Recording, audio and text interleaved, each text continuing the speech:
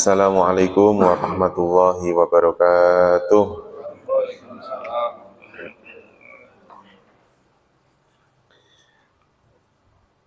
Mari kita mulai pertemuan kita di pagi hari ini dengan berdoa bersama-sama. Bismillahirrahmanirrahim. Radina billahi rabba wa bil islami dina wa bi Muhammadin nabiyya wa rasula. Rabbana zidna ilman nafi'a warzuqna fahman wasi'a. Allahumma rzuqna fahman nabiyyin wa hifdzal mursalin wa ilhamal malaikatil muqarrabin birahmatika ya arhamar rahimin.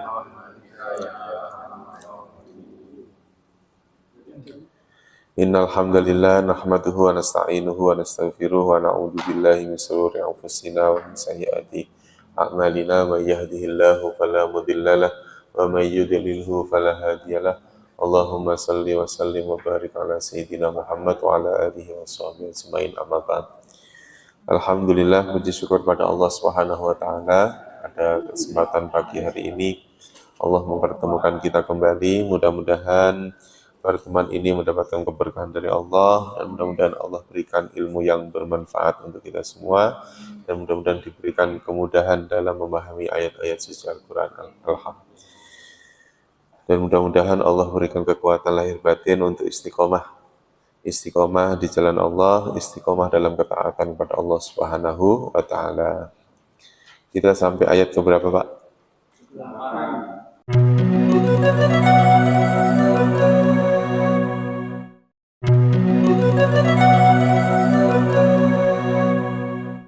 Bismillahirrahmanirrahim, ayat 154. Ya, benar ya, Pak ya?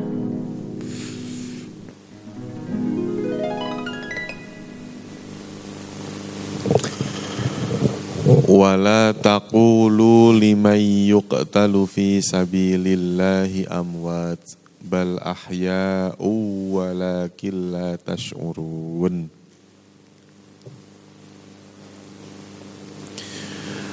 Wala taqulu, dan janganlah kalian berkata. La di sini artinya janganlah. Soalnya nanti ada kata la, di sini ada la lagi, tapi kalau la yang kedua ini nanti maknanya tidaklah. Kalau ini bermakna janganlah, la ini bermakna tidaklah.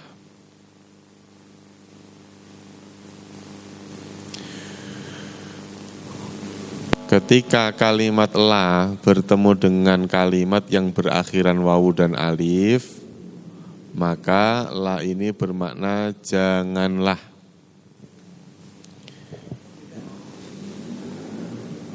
Janganlah sama tidaklah sama enggak?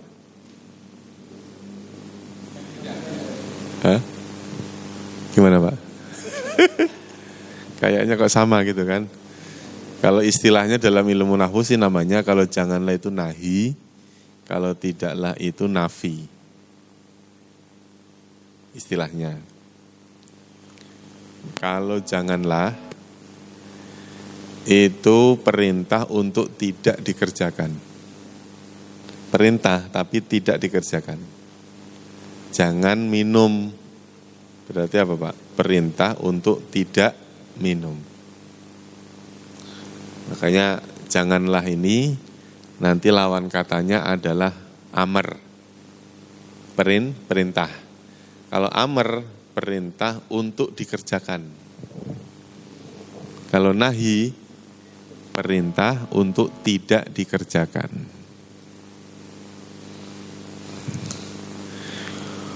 Wala taqulu, dan janganlah kalian berkata. Perintah untuk tidak mengatakan.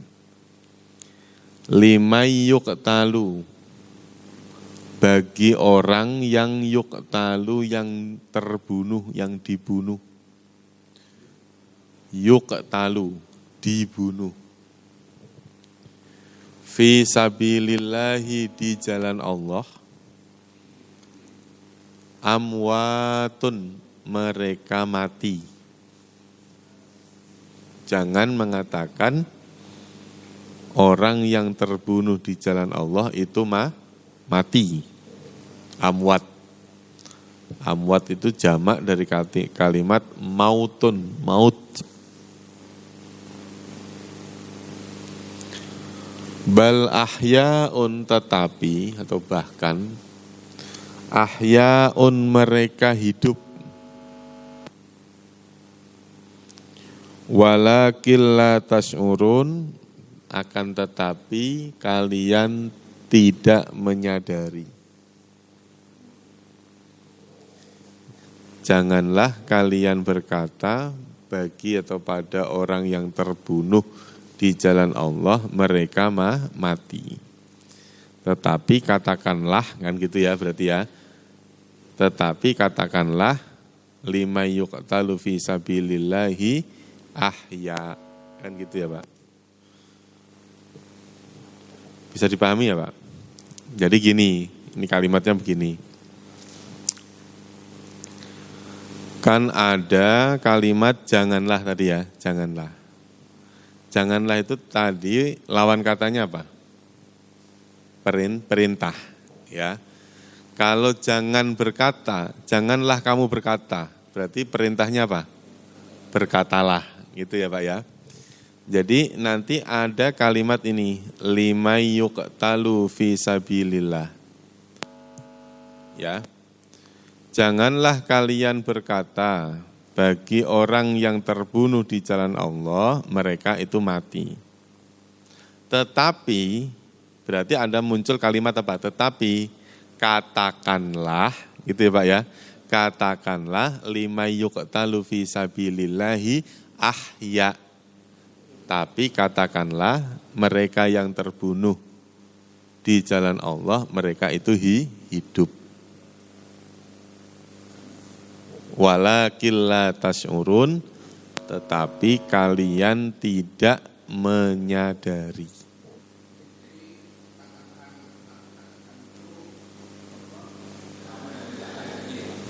Iya. Adanya nanti di sini, kalimat yang bergaris bawah nanti adanya di sini. Tetapi katakanlah orang yang terbunuh di jalan Allah itu ahya, itu hidup. Tetapi kalian tidak sadar, tidak menyadari. Ini maksudnya apa sih Pak? Maksudnya apa ini ayat ini? Siapa yang...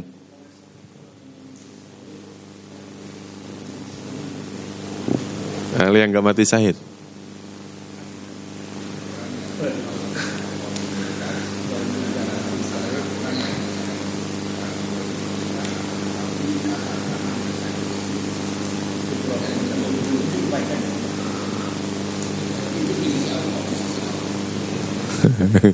urusan satu ayat gini aja berbeda pendapat ulama kita ini.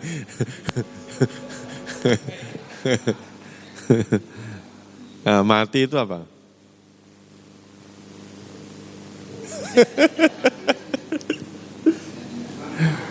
Mati itu enggak hidup.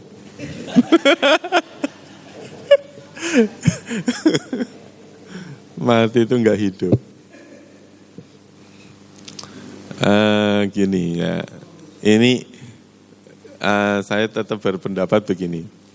Kalimat lima yuqtalu fi sabilillah, ya, orang yang terbunuh di jalan Allah itu tidak harus perang, nggak harus apa Pak, perang, nggak harus perang melawan orang kafir, itu enggak. Ya mereka tetap dikatakan fi sabilillah. Tapi bagi orang yang mati pas lagi ngajar, mati pas lagi belajar, mati pas lagi nyari nafkah, itu juga fi sabilillah. Jangan diartikan yang sabilillah itu cuma yang perang doang. Nah kalau yang perang yang niatnya pengen mati malah bukan fisabilillah. Ya, ya orang ke Israel pengen ikut perang karena pengen mati syahid, malah nggak mati syahid Pak. Wong perang kok malah pengen mati, ngapain? Namanya perang itu pengen menang, namanya perang. Nah sementara ada orang yang mati nggak perang, tapi dia mati dalam kondisi dia berjuang. Dia berjuang itu ya berjuang nyari nafkah, dia berjuang mencari ilmu, itu namanya apa? Berjuang. Yuqtalu fi sabilillah. Nah kalimat amwat dan ahya ini kaitannya tentang apa? Roh dan jasad. Ya Pak ya, yang dibilang mati itu adalah jasadnya, yang dibilang hidup itu adalah rohnya. Jadi kita yang sedang berduduk begini ini sedang ada roh dan jasad. Kalau roh pengennya berbuat baik terus, roh. Kalau jasad pengennya istirahat, nyantai terus, itu jasad. Makan, roh sama jasadnya. Ya, Hendri nggak paham. Ya, itu ya Pak. Jadi jasad tuh pengennya istirahat. Pengen istirahat, nyantai, tidur. Ya Pak ya, makan. Ya kan yang ngumpul sama istri, ngumpul sama anak, cucu. Yes, pokoknya jasad itu ya diliputi hawa nafsu itu tadi. Sedangkan roh min amri robbi. Dia urusan Allah. Ya, dia enggak mati. Mati kalau kapan? Mati kalau dikehendaki oleh Allah. Dah itu aja. Makanya terkadang orang yang jasadnya mati tapi alam pikirannya masih hidup, pemikirannya masih hidup. Ya Pak ya. Bapak pernah ke suatu tempat. Saya di kampung saya itu ada gunung namanya Gunung Muria, Pak. Gunung Muria itu ada Sunan Muria itu ada ini di atas gunung, Pak. Sepanjang jalan 1 kilometer itu ada orang jualan kanan kiri jualan semua. Saya mikir ini yang hidup dibiayai oleh siapa? Oh yang mati. Kenapa?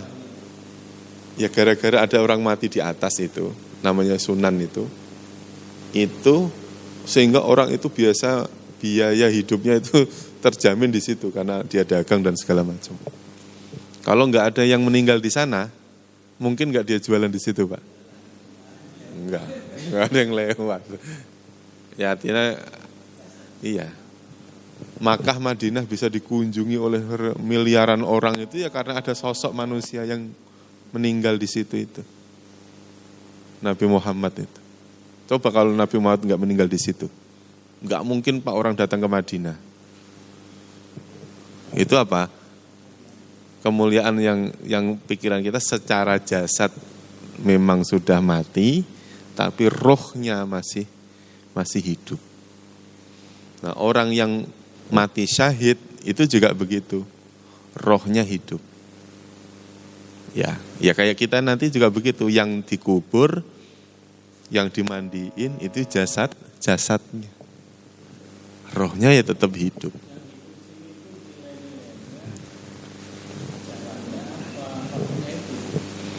Ya. Kalau saya tetap berpendapat rohnya. Ini kaitannya tentang roh. Ya.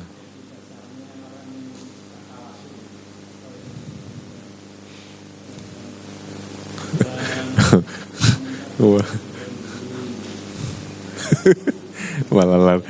Kenapa ya? Iya.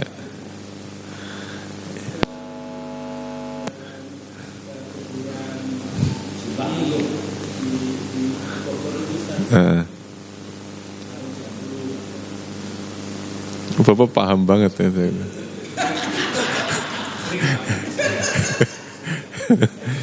Iya. Iya. Gini, itu kan nanti itu kembali lagi kepada perbedaan pendapat terkait tentang diperbolehkannya orang bertawasul dengan orang yang sudah meninggal kan gitu ya.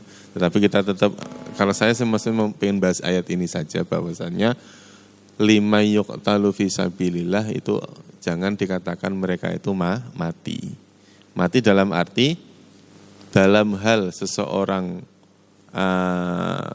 sudah tidak bisa berbuat baik lagi. Tetapi katakanlah hidup, bahwasannya rohnya itu masih ada. Rohnya masih ada. Nah, terkait tentang amwat dan ahya, mati dan hidup itu hanya perjalanan apa Pak? Perjalanan manusia saja. Iya, roh itu min amri Rabbi. Roh itu adalah urusan Allah yang nantinya roh-roh inilah namanya arwah ya Pak ya. Roh itu ketika dijamakkan bunyinya arwah. Ya, arwah. Arwah itu artinya roh-roh. Nah, roh itu diambil dari kosakata yang bunyinya rih. Rihun itu artinya angin. Ya, rih. Rih itu atau angin itu dia digambarkan roh itu seperti angin yang bisa dirasakan tetapi tidak bisa dipegang. Ya, bisa dirasakan. Ya, makanya roh itu ketika nempel ke jasad, maka jasadnya dibilang hidup. Begitu rohnya misah, dibilang mati. Nah, terus kemudian ditanya lagi, kalau Bapak bisa jawab, berarti hebat. Mati itu kapan?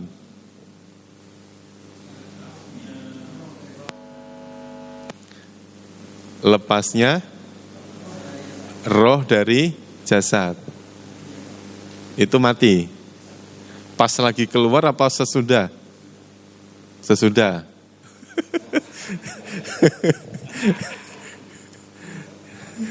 Enggak, nanti soalnya kaitannya tentang dianjurkannya bertalkin. Talkin mati itu loh Pak. Ya, orang yang udah last minute itu kan sudah apa Pak?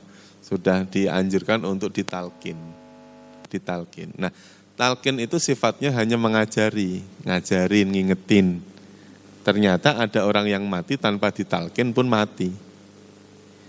Dan tidak menjadi syarat orang husnul khotimah harus ditalkin dulu, enggak. Saya tetap berpendapat, yakin dari dulu begini, orang yang husnul khotimah itu adalah bukan orang yang ketika mati ngucapin syahadat. Kayak di sinetron loh Pak, sinetron. Asyhadu alla ilaha illallah, asyhadu Muhammad. Yang orang yang husnul khotimah adalah orang yang meninggal dalam keadaan berbuat baik.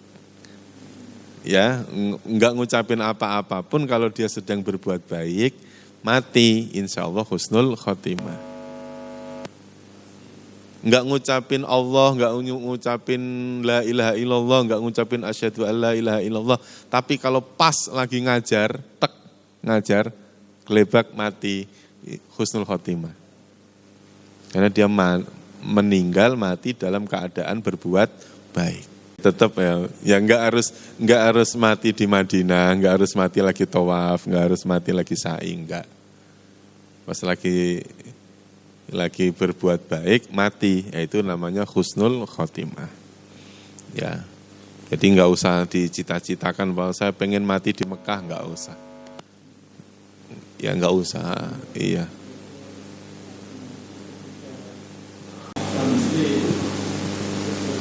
Iya, kalau niatnya menggauli istrinya. Kalau ini menggauli istrinya dulu. Kalau niatnya menggauli istrinya tapi membayangkan orang lain, pas lagi membayangkan wanita lain mati. Nah, itu bukan husnul khotimah. Orang berkumpul dengan istrinya ya perbuatan baik, ngajar juga perbuatan baik, ngaji juga perbuatan baik. Pokoknya intinya dalam kondisi beramal soleh.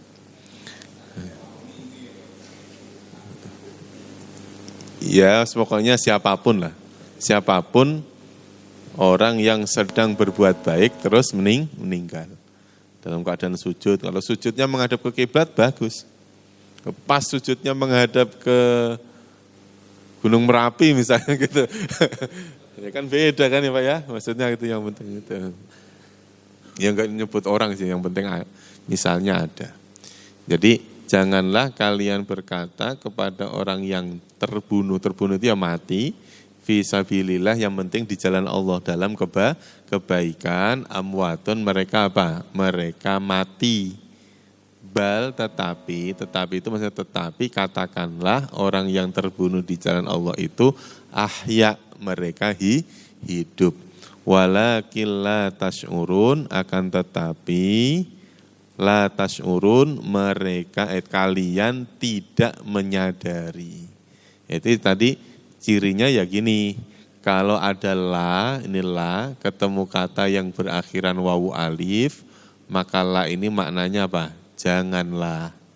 Kalau ada la, kok ketemu kata yang berakhiran wawu nun, maka la bermakna tidaklah.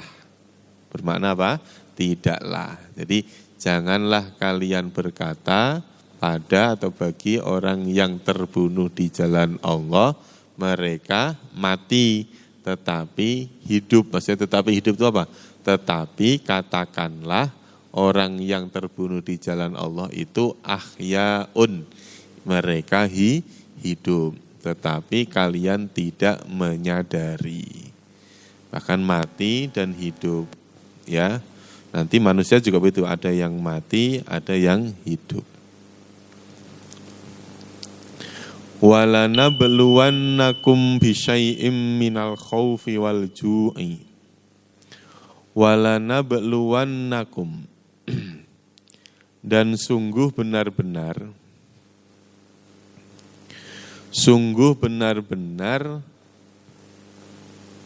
sungguhnya dari kalimat la, benar-benarnya dari kata non tasdidnya ini, nabluwa akan menguji, ada nanya berarti kami, sungguh benar-benar kami akan menguji kum kalian.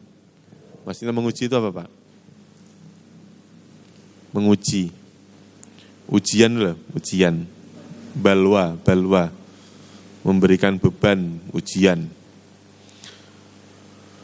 Bisyai'in dengan syai'. Syai'in apa artinya? Sesuatu.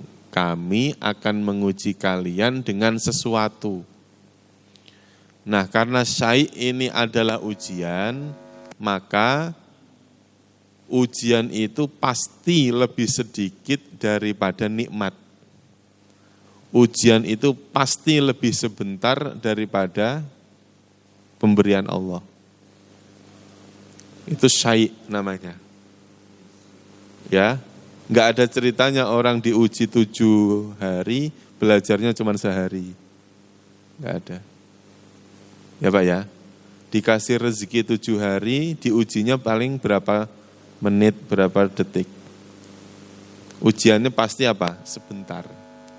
Nah ujian itu untuk mengangkat derajat. Ujian itu. Di antaranya apa? Bisyai'in. Sesuatu itu apa? Minal khaufi. Yaitu di antaranya apa? Minal khaufi. Yaitu rasa khauf, ketakutan. Rasa ketakutan. Takut miskin, takut kalau enggak kebagian, takut kalau bagiannya sedikit, takut, pokoknya ketakutan. Ketakutan yang menjauhkan diri dari Allah. Khauf namanya. Ya, khawatir, khauf. Ya, ada orang gajinya sehari 3 juta, misalnya. Ada ya Pak? Ada orang sehari gajinya 3 juta. Tapi utangnya miliaran, Pak. Utangnya. Enggak, ini misalnya ada. Tapi ada orang yang gajinya sehari 100.000 malah enggak punya utang. Milih yang mana, Pak? Pintar. Oh, pintar dong, ketua DKM masa enggak pintar. Gitu. Enggak, ini saya anggap bercanda aja ya Pak ya, enggak apa-apa ya, bercanda aja. Gitu. Ada orang yang Sehingga apa, yang gajinya tadi 3 juta sehari tadi, ngelihat anaknya batuk langsung dibawa ke rumah sakit. Habisnya berjuta-juta. Yang gajinya sehari 100.000, anaknya batuk didiamin aja. Ntar juga sembuh-sembuh sendiri, katanya gitu. Yang mana itu?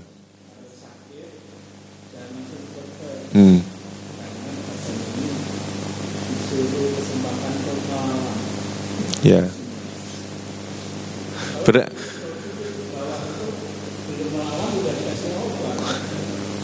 Berarti rasa yang seperti itu, itu tidak semua orang punya rasa kayak gitu. Ya, itu namanya khauf. Nah, berarti begini Pak, ini saya akan membahas kalimat khauf ini. Berarti dengan adanya rasa khauf yang Allah berikan kepada manusia, itu ternyata kadarnya berbeda-beda. Ada orang sedikit rasa takutnya, ada yang banyak rasa takutnya. Sehingga dengan adanya khauf itu, rezeki ini bisa muter Pak. Ya kalau semua orang punya keyakinan kayak Bapak semua, dokter nggak laku Pak. Lebih bagus mana? Dikit-dikit sakit ke dokter atau ditahan dulu? Lebih bagus mana Pak? Kalau dari sisi Bapak lebih bagus ditahan dulu. Tapi kalau ditanya ke tukang jualan obat, kira-kira jawabnya apa Pak? Ya makanya kalau jawab hal-hal yang kayak gitu dilihat dari beberapa sisi. Ya artinya itu maksudnya disitulah keagungan, keadilan Allahnya di situ Pak. Ya, khauf, rasa ketakutan. Ya.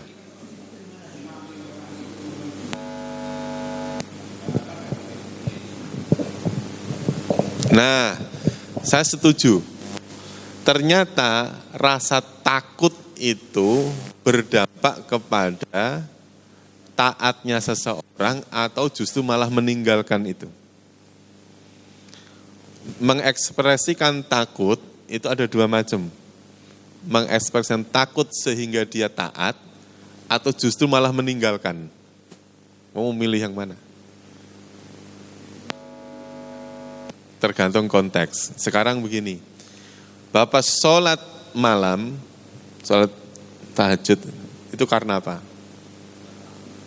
Karena takut disiksa, ya, takut masuk neraka. Tapi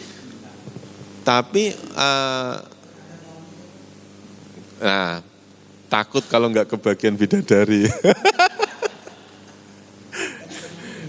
gitu. Tetapi ketakutan itu yang justru malah menjadikan orang itu nambah ibadahnya, taat. Ada juga ketakutan yang justru malah meninggalkan, menjauhkan. Ya, itu misalnya takut sama ular, takut sama, ya, takut. Ya, takut nggak kebagian, malah nyolong misalnya gitu Pak. Maksudnya jadi, nah di dalam kalimat ini, di mana tadi kalimat sedikitnya itu? Sedikitnya itu diambil dari kalimat yang mana? Dari kalimat bisyai'in min. Syai'in, syai' itu kan sesuatu Pak. Sesuatu itu tidak mungkin melebihi nikmat yang Allah berikan. Ya, dari sebagian kecil nikmat yang Allah berikan itu ada syai'. Ya, ada syai'. Nah, ada kata min itu bermakna di antara. Ya, di antara. Di antaranya apa? Di dalam ayat ini menitik beratkan kepada kalimat al-khaufi wal ju'i dan rasa lapar. Wal ju'. Nah, ternyata lapar itu juga menjadi ujian tertentu. Ya, menjadi ujian yang menjadikan orang itu lebih taat atau tidak dengan dalam kondisi lapar itu, Pak. Ya, lapar ini tidak harus diartikan belum makan ya, Pak. Ya. kalimat lapar ini tidak harus dimaknai belum makan. Ya, ini kaitannya tentang seseorang dalam kondisi perutnya itu, perut. Juk. Ya, orang yang makan terus-terusan malah justru dinamakan juk. Dia sedang kelaparan. Buktinya dia makan terus. Gitu. Al-juk. Nah, ujiannya dari mana? Kok al-juk ini termasuk bagian daripada syai, ujian itu sendiri. Coba diperhatikan. Kalimat orang yang sedang dalam keadaan lapar, kurang makan tadi itu. Lapar, maka dia rela, dia akan menjadi orang dia menjadi penipu, dia menjadi pembohong, mengambil orang itu gara-gara apa? Lapar. Makanya orang yang sedang lapar jangan dikasih nasihat. Ya Pak ya. Makanya gini, ada orang yang makanannya serba ada, serba enak, tapi makannya dicela terus. Ya kan ya Pak? Tapi ada orang yang makan seadanya, seadanya itu berarti apa-apa ada, seadanya. Orang makan seadanya, semua makan nasi uduk atau apa. Tapi ngucapin alhamdulillahnya sampai benar-benar ngucapin alhamdulillah. Ya habis makan terus minum, alhamdulillah. Tapi giliran yang orang yang tadi itu, yang gajinya 3 juta sehari itu, makan di depan meja ada semua, tapi dicela semua. Ini kurang enak ini bikinan siapa ini, kurang enak, kurang asin, macam-macam. Ya itu tidak tidak menjamin seseorang ketika lengkap, ketika semuanya terpenuhi, menjadikan orang itu bersyukur. Makanya di sini termasuk ujian itu diantaranya adalah rasa apa? Rasa ketakutan, rasa lapar. Makanya Allah itu menyifati dirinya dengan kata pemberi makan. Ya, falya'budu rabb hadzal bait alladzi at'amahum min ju' wa amanahum min khauf. Allah itulah yang memberi kamu makan dari rasa laparmu serta memberikan keamanan dari rasa ketakutanmu. Berarti apa? Rasa lapar dan rasa takut itu adalah datangnya dari Allah, yang ketika seseorang menjalani rasa takut dan lapar itu semakin jauh atau semakin dekat dengan Allah. Itu. Misalnya orang yang makan tadi itu, orang yang makan apa aja ada tadi itu, sama orang yang makan seadanya tadi, lebih bagusan mana?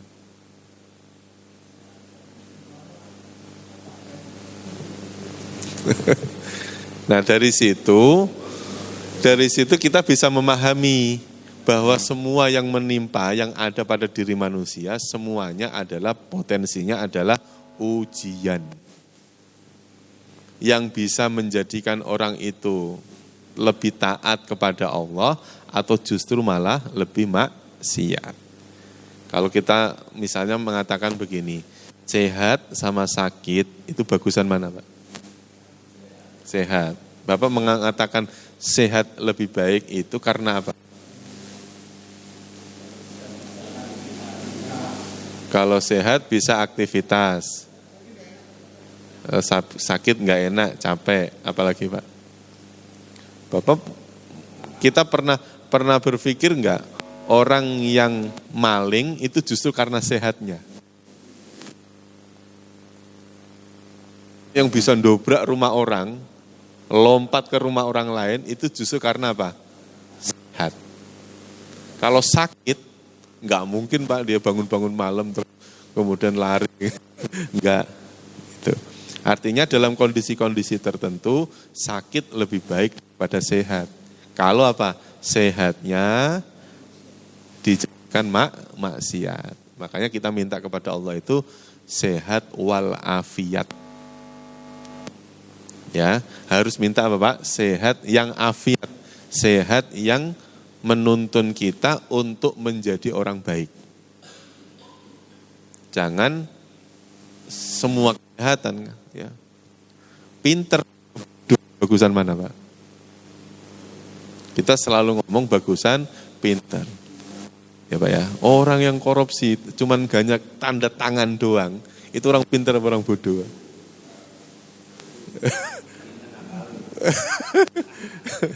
Maksudnya itu ya kayak gitu ya Pak. Jadi yang menurut kita baik belum tentu baik menurut Allah. Sementara di kampung ada orang-orang bodoh yang nggak ngerti tentang ilmu ini, ilmu itu nggak ngerti. Tapi dia lurus saja. Waktunya sholat ya sholat, waktunya ke sawah ya ke sawah.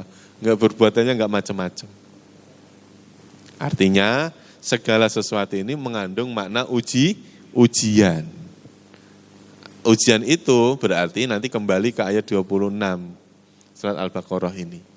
Innallaha la yastakhyi ayyadriba mathalam ma ba'udatan fama fawqaha fa ammal ladzina amanu faya'lamuna annahul haqqu mir rabbihim. Kalau orang itu menggunakan akal pikirannya, keimanannya, dia pasti tahu dan mengakui kalau semuanya ini datangnya dari Allah. Tapi kalau orang itu ingkar, maka dia pasti akan bertanya-tanya. Gitu. Yang berikutnya adalah wanaqsim minal amwal. Wanaqsin dan merasa kekurangan. Kurang terus Pak. Udah sehari 3 juta masih berapa? Masih apa? Kurang terus. Wah, banyak itu pokoknya. Iya. Wa naqsin dan kekurangan minal amwali dari apa? Dari amwal, mal. Mal itu artinya harta, kekurangan harta. Ujian itu diantaranya adalah kekurangan harta. Tadi ada rasa takut, ada rasa lapar. Yang ketiga, rasa kekurangan. Ya, kalau urusan harta, kalau ngomong masalah kurang, apa aja kurang bagi kita Pak. Ya Pak ya, kalau tidak disyukuri, tidak bersyukur pada Allah, berapapun pasti apa? Kurang. Karena memang kaitannya tentang harta, contoh-contoh yang sudah pernah dicontohkan zaman-zaman dulu itu selalu kurang, seberapapun banyaknya. Siapa contoh misalnya? Ya ya itulah pokoknya gitulah. Berapapun kalau kaitannya tentang harta, ujiannya adalah kurang. Kurang itu bukan berarti sedikit. Banyak pun kalau nggak bersyukur tetap ngomong apa? Kurang. Karena memang di sini bunyinya wanaqsim minal amwal. Wanaqsim minal amwali wal anfusi. Wanaqsin dan kekurangan minal amwali, yaitu harta, dari harta, wal anfusi dan jiwa-jiwa. Maksudnya jiwa-jiwa apa Pak? Maksudnya apa? Kekurangan jiwa, kekurangan diri. Maksudnya apa? Dalam urusan kita, urusan jasad kita, urusan kepintaran kita, urusan yang ada pada diri kita, selalu ngomong apa? Kurang. Padahal nanti dalam ayat selanjutnya Allah SWT memberikan contoh. Fa innallaha syakirun alim. Maka sesungguhnya Allah syakirun maha bersyukur. Allah aja maha bersyukur. Nah kalimat kalau Allah yang bersyukur berarti Allah yang memberi. Kalau manusia yang bersyukur yang menerima. Jadi kalimat bersyukur itu bisa dimaknai memberi, bisa dimaknai menerima. Bapak kalau ngucapin alhamdulillah itu kapan? Ketika kita menerima, ketika kita mendapat, merasa menerima nikmat, ucapan alhamdulillah. Setelah bangun tidur masih sehat walafiat, ucapkan alhamdulillah. Tapi coba kalimat alhamdulillah itu ditaruh di awal. Misalnya begini, kita misalnya bangun tidur nih Pak, tadi subuh nih bangun tidur. Kita ngomong begini, alhamdulillah saya bangun tidur. Kan begitu ya Pak? Berarti kita mikirnya adalah kita sudah diberi kesempatan untuk tidur, istirahat sehingga masih hidup. Baru ngucapin apa? Alhamdulillah. Tapi coba kalimat itu sekali-kali dibalik. Alhamdulillah saya bisa diberi kesempatan untuk menjalani kehidupan selanjutnya. Jadi yang dipikir adalah alhamdulillah akan. Ya boleh, setelah dapat ya tadi itu contohnya. Doa-doa tentang sesudah itu selalu alhamdulillah. Tapi Al-Quran mengajarkan kepada kita alhamdulillah di awal. Bismillahirrahmanirrahim. Alhamdulillah. Itu. Jadi alhamdulillah saya bisa sholat. Gitu Pak. Misalnya mau sholat, alhamdulillah saya masih diberi kesempatan untuk melakukan sholat. Padahal belum sholat. Iya, alhamdulillah saya bisa sholat. Karena apa? Kalimat-kalimat yang seperti itu ya diajarkan kepada kita. Contohnya begini. Misalnya di kalimat ikomat. Apa kalau ikomat kan ada kalimat qad qamatis shalah. Artinya apa itu, Pak? Qad qamatis shalah apa artinya? Qad artinya sungguh. Ini saya kasih gambaran sedikit.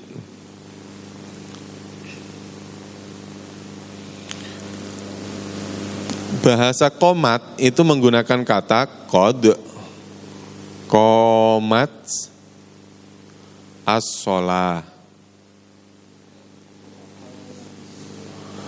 Qad qomatis sholatu.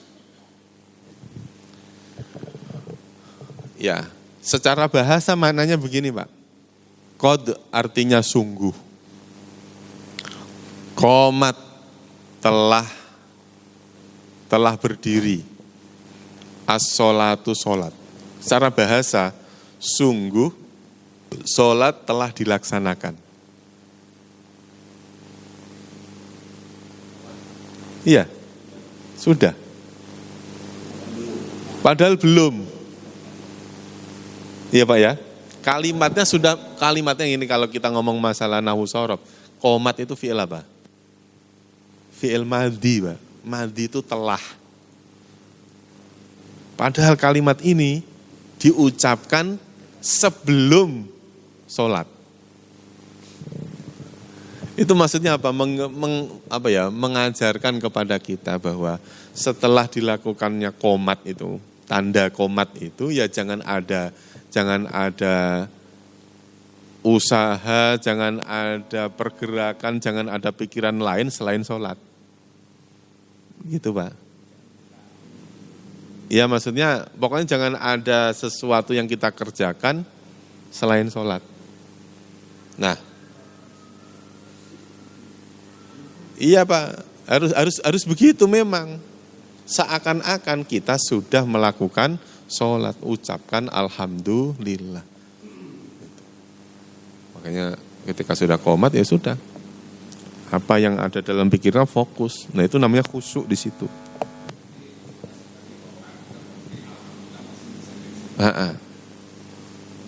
Ya, alhamdulillah masih bisa melakukan sholat. Padahal sholat belum. Iya. Pengertiannya apa? Mengambil dari kalimat qad qomatis sholah. Itu. Ya Pak ya. Kalimat ini kan ya kalau qad qomatis sholah itu kan secara bahasa diucapkannya setelah salam. Ya Pak ya. Salam selesai, qad qomatis sholah. Karena sholat sudah dilakukan. Gitu.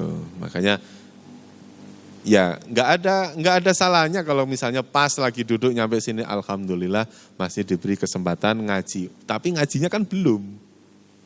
Itu. Makanya ucapkan alhamdulillah itu baik di awal maupun di akhir. Di awal karena mensyukuri nikmat telah dikasih kesempatan, di akhir karena telah menerima kebaikan itu. Ini ucapan apa? Alhamdulillah. Saya ulangi ya. Wa naqsim minal amwali wal anfus, dan ujian itu adalah berupa apa? Kekurangan harta dan kekurangan jiwa, wassamaroti, dan kekurangan buah-buahan. Kekurangan apa? As-samarot, buah-buahan. Ya. Nah, kalimat amwal, anfus, as-samarot ini gambaran daripada rezeki. Rezekinya Allah itu loh, Pak. Rezeki yang Allah berikan. Ya, yang dimaksud jiwa-jiwa maksudnya apa? Segala sesuatu yang ada pada diri manusia. Baik itu berupa ilmu, berupa kalau amal kan sudah berupa kekayaan, ilmu, kepercayaan diri, ya, kesehatan, ya secara fisik, kesehatan, itu namanya anfus. Jangan sampai segala sesuatu sudah diberikan secara lengkap oleh Allah Subhanahu wa taala, tapi kita merasa apa? Merasa kurang. Apa itu?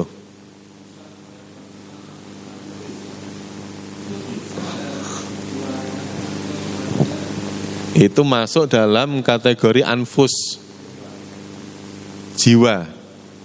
Iya, masuk dalam kategori kekurangan bersyukur dalam urusan jiwa. Mensyukuri diri, mensyukuri kenikmatan. Nah, kalau as-samarot, kekurangan dalam urusan pemberian rezeki. As-samarot. Ya, kalau amal, harta, apa yang kita dapatkan, apa yang kita hasilkan. Anfus, apa yang ada dalam diri kita, baik itu berupa keyakinan, baik itu berupa pemberian yang sifatnya sudah paten tanpa kita minta.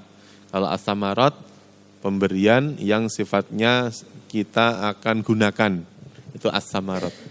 Maka kalimat as-samarot tidak harus dimaknai buah-buahan sebagaimana buah yang kita kenal.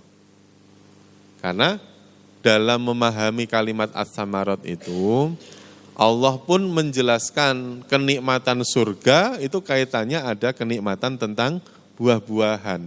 Rezeki Allah gambarkan dengan istilah as-samarot.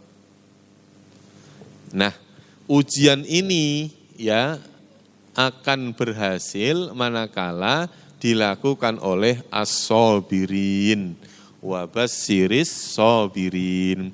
Kabarkanlah kabar gembira itu kepada as-sabirin, orang-orang yang sabar, orang-orang yang bersabar. Siapa orang sabar itu? Orang sabar itu adalah alladzina idza asobathum musibah qalu inna lillahi wa inna ilaihi raji'un. Kalau ada kata alladzina di awal ayat, terus kemudian ayat sebelumnya ada yaknunnya atau wawunun nanti ya, yaknun, maka ini dijelaskan oleh kalimat yang ada yaknunnya ini. Berarti kalau ditanya, siapa orang sabar itu?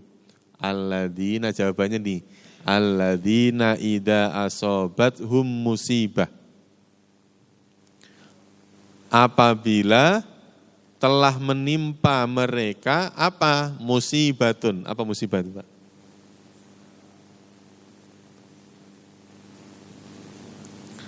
Kalau secara bahasa musibah itu sesuatu yang menimpa. Ya, sesuatu yang menimpa seseorang itu namanya apa? Musibah. Nah, mengancam jiwa menimpa seseorang. Namanya apa? Musibah.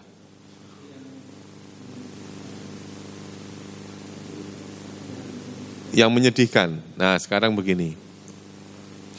Itu nanti Kalau saya nggak mau menambahi, kenapa saya nggak mau menambah yang menyedihkan? Karena harus dilihat dari beberapa sudut pandang tadi itu. Baru dinamakan musibah. Ya, pernah kalau saya nanya begini, ada 2 orang ketabrak motor, yang satu mati, yang satu hidup. Yang selamat yang mana, Pak? Yang hidup. Karena kita menganggap bahwa mati itu adalah musibah. Sementara yang mati karena dia meninggal dalam keadaan kecelakaan pulang ngaji misalnya, pulang ngaji Pak, kecelakaan, sehingga dia husnul khotimah. Selamat tidak? Selamat kan? Karena husnul khotimah. Sementara yang hidup akhirnya jadi sehat, terus karena udah nggak punya teman ngaji lagi, akhirnya dia nggak ngaji, malah malah jadi orang yang maksiat, macam-macam. Yang tadinya kita artikan orang yang hidup itu selamat, malah justru nambah dosa. Mana Pak? Yang musibah yang mana? Yang musibah dari yang Lah makanya kan saya bilang tadi, lihat konteksnya. Itu. Makanya dalam ayat ini tidak sedang membicarakan tentang kematian. Ya Pak ya, tidak sedang membicarakan tentang kematian, tapi membicarakan tentang ujian, tentang musibah. Alladzina idza asobathum musibah, yaitu orang-orang yang apabila musibah menimpa mereka, qalu, mereka berkata. Ketika tertimpa musibah, dia berkata. Apa kalimatnya? Inna lillahi wa inna ilaihi roji'un. Inna, sesungguhnya kami, lillahi adalah milik Allah. Kami milik siapa? Milik Allah. Wa inna, dan sesungguhnya kami, ilaihi, kepadanya, kepada Allah, roji'una, orang-orang yang kembali. Apabila tertimpa musibah, dia punya keyakinan. Ini bukan sekedar perkataan ya Pak. Perkataan yang diyakini kebenarannya. Apa itu? Aku milik Allah, akan kembali kepada Allah. Maknanya apa sih Pak itu Pak? Apa Pak Tahmid? Innalillah wa inna ilaihi roji, itu maknanya apa? Berserah diri kepada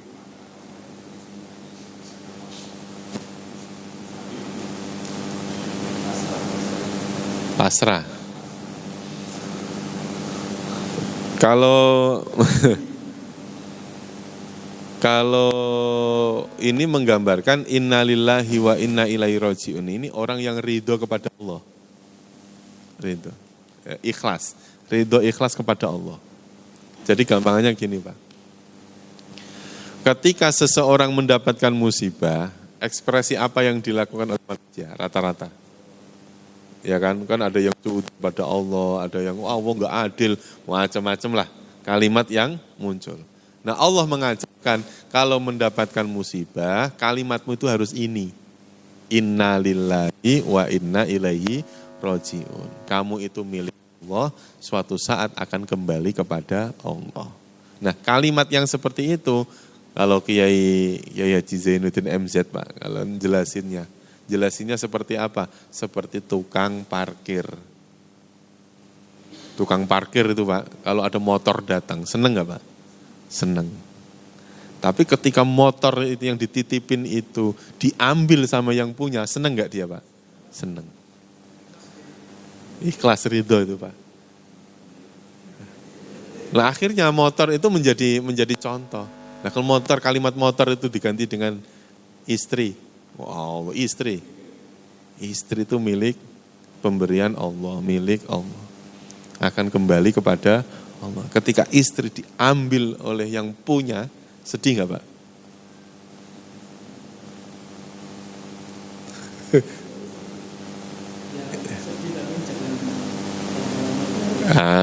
Kalau Rasulullah mencontohkan kalau nangis ya nangis, tapi jangan lama-lama. Ya sedih karena itu tadi kita masih ukuran iman kita, Pak, masih menganggap kalau mati itu adalah musibah.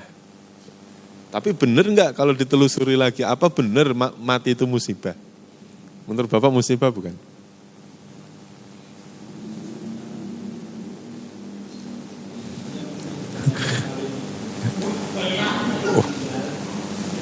Wah, beda lagi, itu beda urusan lagi itu. Ini membahas masalah mati malah kawin lagi. Lagi bahas masalah mati ini. Ujian tadi itu.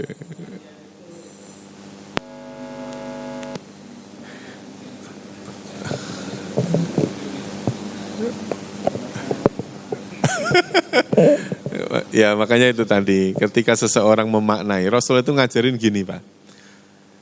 Allahumma ahyini makanatil hayatu khairali. Ya Allah, hidupkan aku selama hidup itu lebih baik bagiku. Tapi watawafani, wafatkanlah aku, makanatil wafatu khairali. Ketika wafat itu lebih baik bagiku. Maka diartikan meninggalnya orang yang ahli ibadah adalah musibah. Boleh Pak kita nangis, boleh kita sedih. Ada seorang ustadz, kiai.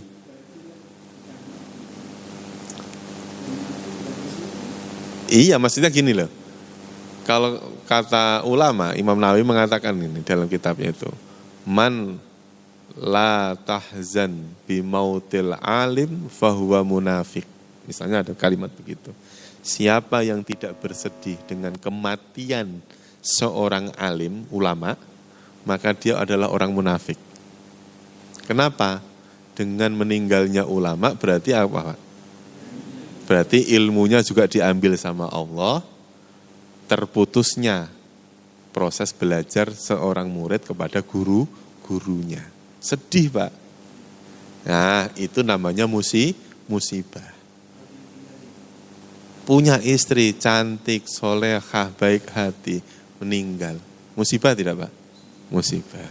Karena mau nyari yang kayak gitu susah. Tapi ada yang mati justru malah bukan musibah, tapi nikmat. Siapa? Ya matinya orang kafir. Matinya orang yang maksiat. Itu sebuah kenikmatan.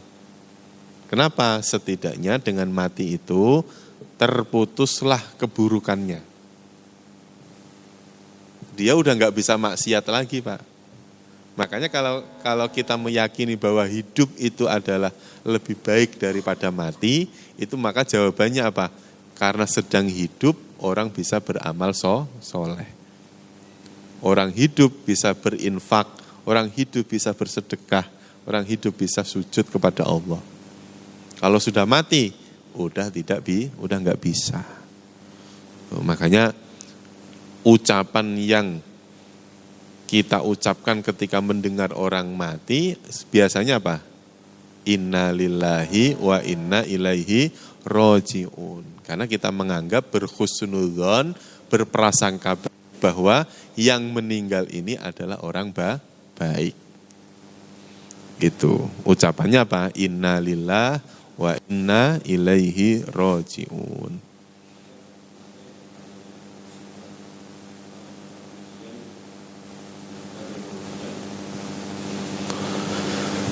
Itu karena gini Pak, kita hanya terkontaminasi dengan bahasa Indonesia. Ya Pak ya, kita membedakan antara ujian dengan musibah. Pasti kita membedakan. Dalam bahasa Indonesia nih Pak, ujian, ada musibah, ada adab. Beda kan Pak? Dalam bahasa Indonesia. Misalnya gini, ada orang terkena tsunami. Itu ujian, musibah, atau adab? Ya Pak ya? Nah, kalau Dari tadi gantung terus. Ya. Kalau kita meyakini dalam ayat yang tadi, selama itu urusannya di dunia, itu selalu ujian. Orang di dunia, Pak. Enggak boleh terus kemudian orang itu kena adab karena banyak dosanya sehingga diadab oleh Allah. Allah kirimkan itu air. Misalnya ada orang penceramah begitu, Pak. Enggak bisa karena bukan enggak bisa. Karena dulu Rasulullah itu sudah pernah meminta kepada Allah agar adab itu ditunda supaya orang itu punya kesempatan untuk bertaubat.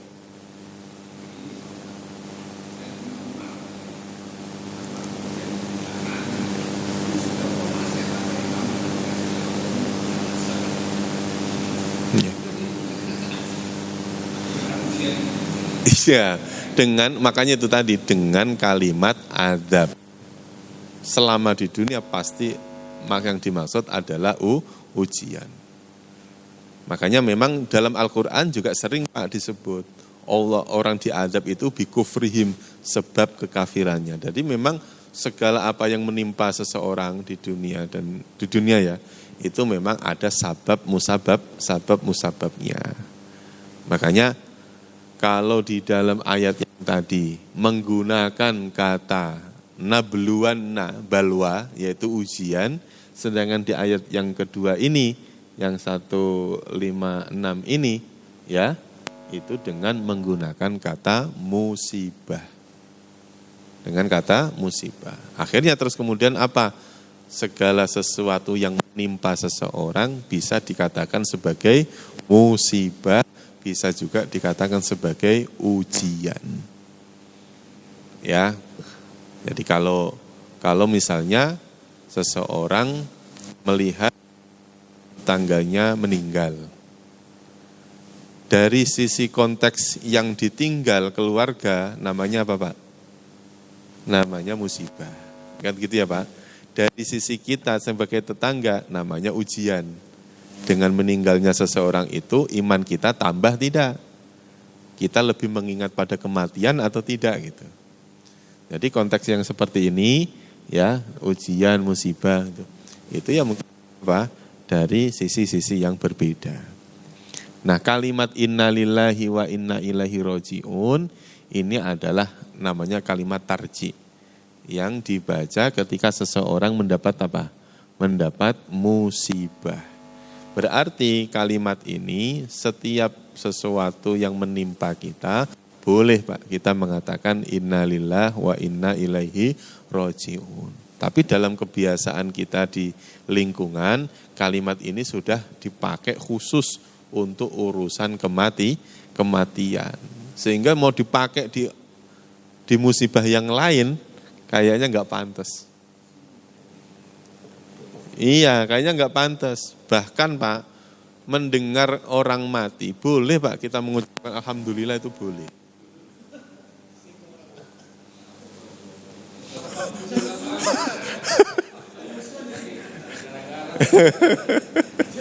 Iya.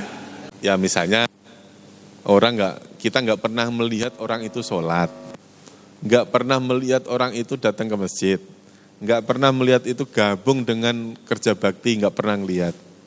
Terus kemudian dia mati, diprosesinya secara Islam. Dalam hati kita, Alhamdulillah dia sudah nggak ada, boleh lah, nggak apa-apa. Artinya ngomong Alhamdulillah itu berkaitan dengan apa? Keburukannya sudah selesai. Ya, tapi Islam itu kan mengajarkan penghormatan, menghormati. Ya.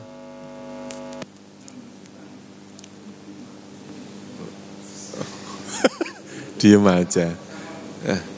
Iya.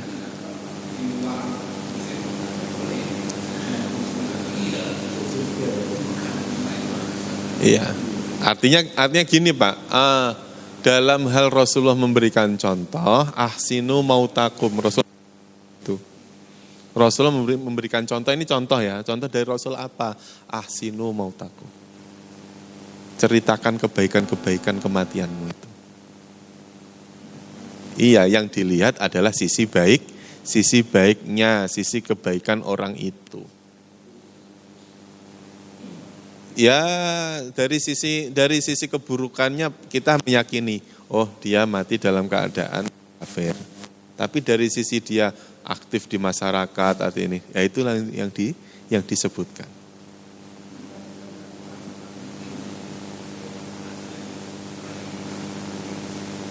Iya, dalam konteks bersaksi, iya, kita tidak punya kewajiban bersaksi kepada siapapun, gitu ya Pak. Tetapi dalam urusan bermuamalah dengan tetangga dan lain sebagainya, kalau itu keburukan seperti aib wajib ditutup.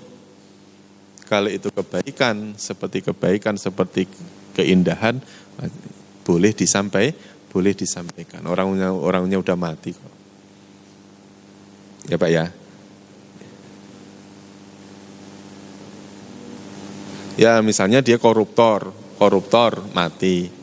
Koruptor Pak, misalnya dia lagi pas tanda tangan, wah langsung kaget langsung mati. Pas tanda tangan korupsi loh, tanda tangan. Nah, berarti kan mati dalam keadaan apa Pak? Dalam keadaan su'ul khotimah, lagi sekongkol urusan korupsi malah mati. Pas lagi perbuatan buruk. Atau pas lagi nyawer pas nyawer kesengklak jatuh mati. Nah, orang-orang yang mati dalam keadaan tidak berbuat baik seperti itu, ya ketika dia mati ya tetap yang kita ungkapkan ya kebaikannya saja. Inna lillahi wa inna ilaihi roji'un. Ya, bahwa kita ini milik Allah akan kembali kepada Allah. Namanya kembali harus bawa oleh-oleh Pak. Namanya kembali harus bawa kebaikan. Nah, kembali kepada Allah, bawalah kebaikan kepada Allah. Harus dibawa Pak. Biar kita pulang kampung bawa apa Pak? Oleh-oleh yang baik-baik. Kita kembali kepada Allah, bawa oleh-oleh juga. Karena oleh-oleh untuk diri kita. Ulaika terakhir, ulaika alaihim sholawatun mir rabbihim wa rahmah. Ulaika mereka itu alaihim atas mereka sholawatun, kehormatan, sholawat ya. Mir rabbihim dari Tuhan mereka, wa rahmatun dan rahmat. Mereka itulah atas mereka, maksudnya mereka akan mendapatkan sholawat dan rahmat. Nah kalimat sholawat ini Pak, ya itu artinya keagungan. Ya, keagungan. Mereka akan mendapatkan keagungan dan rahmat mir rabbihim dari Tuhan mereka. Apabila apa? Apabila dia meyakini milik Allah dan meyakini akan kembali kepada Allah. Ulaika alaihim sholawatum mir rabbihim wa rahmah. Nah kalimat sholawat itu apabila setelahnya ada kata Allah, maka artinya sholawat. Ya Pak ya. Itu misalnya ada kalimat Allahumma sholli ala Muhammad, misalnya gitu. Sholli, itu artinya sholawatlah. Berilah sholawat ala Muhammad atas Nabi Muhammad. Harus ada kata apa? Allah. Kalau tidak ada kata Allah, maka maknanya bisa keagungan, kebaikan, sholat, termasuk sholat. Itu apabila tidak ada apa? Tidak ada kata Allah. Seperti dalam ayat ini, setelah kalimat sholawat tidak ada kata Allah. Ya, kalau ada kata Allah, maka artinya mereka itulah atas mereka mendapatkan sholawat-sholawat. Gitu. Tapi dalam ayat ini artinya bukan sholawat-sholawat, tapi apa? Keagungan-keagungan. Warahmatun dan rahmat alaihim gitu maksudnya. Wa ulaika humul muhtadun, dan mereka itulah al-muhtadun, orang-orang yang diberi petunjuk. Bareng-bareng ya Pak, ulangi ya. Dari wala taqulu, langsung terjemahnya bareng-bareng. Dan Janganlah kalian berkata pada orang yang dibunuh di jalan Allah, mereka mati, tetapi katakanlah mereka hidup, dan akan tetapi kalian tidak menyadari. Lanjut. Dan sungguh benar-benar kami akan menguji kalian dengan sesuatu, yaitu rasa ketakutan, rasa lapar, dan kekurangan harta, jiwa, dan buah-buahan. Dan kabarkanlah kepada orang-orang yang bersabar. Siapa sabar itu? Orang-orang yang apabila musibah menimpa mereka, mereka berkata, sesungguhnya kami milik Allah dan sesungguhnya kami kembali kepadanya, kepada Allah. Mereka itu atas mereka keagungan-keagungan dari Tuhan mereka dan mendapatkan rahmat, kasih, sayang. Dan mereka itu adalah orang-orang yang diberi petunjuk. Sampai ayat 157.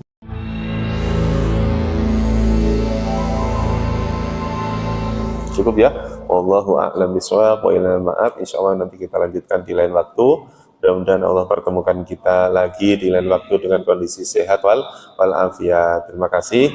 Kita tutup dengan doa kafaratul majlis. Subhanakallahumma wa bihamdika asyhadu an la ilaha illa anta astaghfiruka wa atubu ilaih. Terima kasih. Wassalamualaikum warahmatullahi wabarakatuh.